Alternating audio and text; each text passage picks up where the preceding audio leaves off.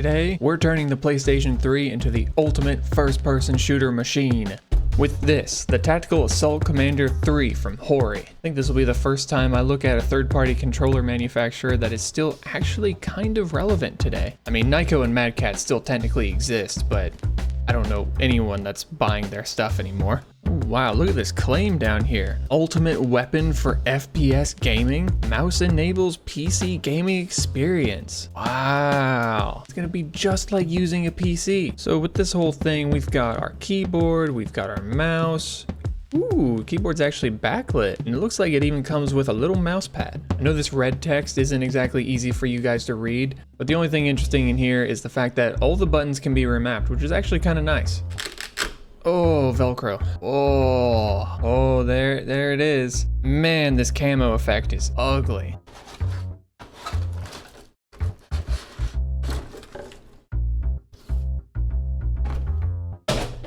Okay, so there's the keyboard and mouse itself, and its cable, and we have our instructions. Oh, that's cool. It comes with a little sticker sheet for labeling your buttons if you decide to remap them to other stuff. I'm probably not going to bother remapping any keys on this, so let me know in the comments what you think I should do with these stickers. For now, they're going to go over there.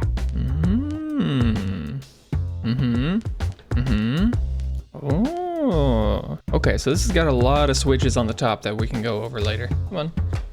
Be free. Oh, there we go. Ooh. Ew. Ew, it's so sticky. Oh, no. Oh. Everywhere the camo touches is gross and sticky. It's just like a horrible rubberized material, and it has not aged well. Oh, that is so gross feeling. That's so unfortunate. What is this supposed? Is this the mouse pad? That's the hardest feeling mouse pad I've ever touched. It's just a felt pad on the back. And it's like a piece of plastic. I don't think I've ever used a plastic mouse pad before, but I guess we have to now. So we've got our little keyboard deck here. Keys feel okay. It just kind of feels like every cheap membrane keyboard out there. D-pad here.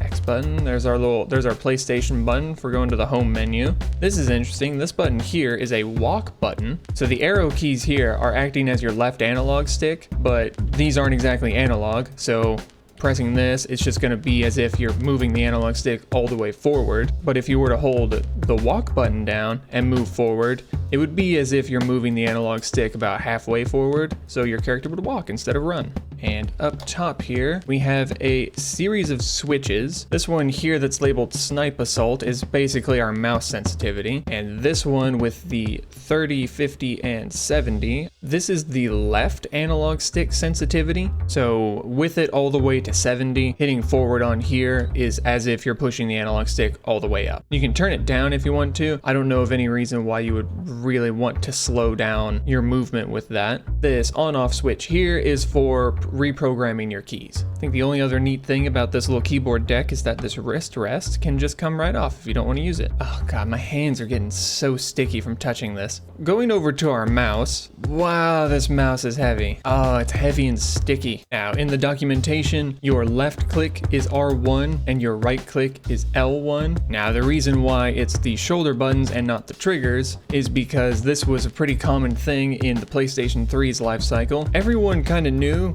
these triggers were terrible, so most first-person shooters would default to your firing and aiming to be the shoulder buttons, since the triggers were just that bad. Man, that is so insane to think about. Everyone knew that these triggers were so terrible that developers actively encouraged you to just not use them. So we've got these buttons here. These are your L2 and R2. Then the big middle button is your R3, and this small button just beneath, I'm not 100% sure what that actually is. The instructions just label it as quick button. It doesn't really explain what that means. Oh, hang on. Oh, okay. So the quick button maximizes the mouse movement speed. All right, let's get this plugged in. Ooh, lights came on. Blue is the only option. It's not RGB, it's just B. Okay, here we are in the PlayStation 3 menu, and we can navigate with the arrow keys. Cool. We're gonna start with something chill, and we're gonna play a little bit of Minecraft. All right, I've loaded up the tutorial world, so let's see how looking around feels. Ooh, that feels weird. Moving around with the keyboard feels exactly like, you know, how it would on PC. But this mouse movement, oh, that is something else. That's real funky feeling. Oh, I can't use the mouse to move that, so I have to use the arrow keys. Oh, I just tried to scroll to move my hotbar. That's not how that works. In this case, it's gonna be our side buttons here. Yes. Whoa, this feels so weird. And whoa. Chicken. Nope. Chicken. Yes. Okay, we're gonna try turning the mouse sensitivity all the way up. Whoa, that makes it so much worse. Whoa, God, this is horrible. Oh, I'm so sorry for anyone that's like gets motion sick, because this is horrible. Now I'm gonna 360 this cow. Come on. Jesus. Okay, highest sensitivity is a mistake. Let's turn it all the way down. Okay, well now it barely moves with any of my inputs.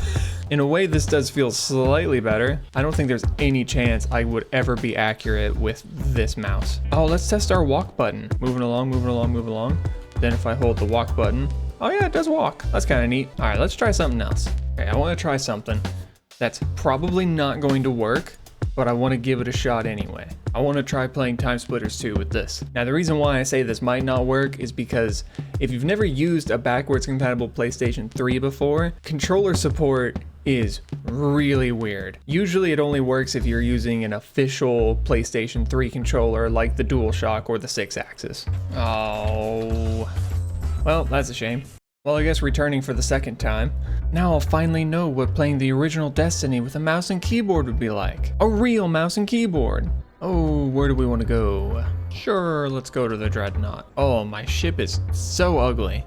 It feels so bad. Like the left and right is okay, but the moment you need to go up and down, it just feels like crap. Oh, God. Aim down, aim down.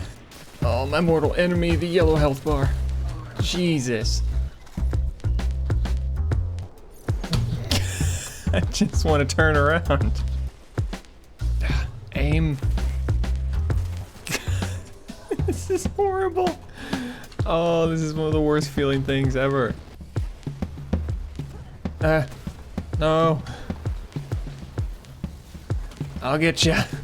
Good Lord. It's like if someone punched my hand 35 times and I went to use a mouse. That's what it feels like. It's like I'm playing with a nearly broken hand. Oh, and this thing is so gross and sticky. Oh, I really don't want to use this anymore. Okay, I'm done with this. I'm done with this. I want to be... Get me out of here. Take me away, Ghost. Oh, it's so gross and sticky. I'm not sure you guys really understand just how sticky this thing is.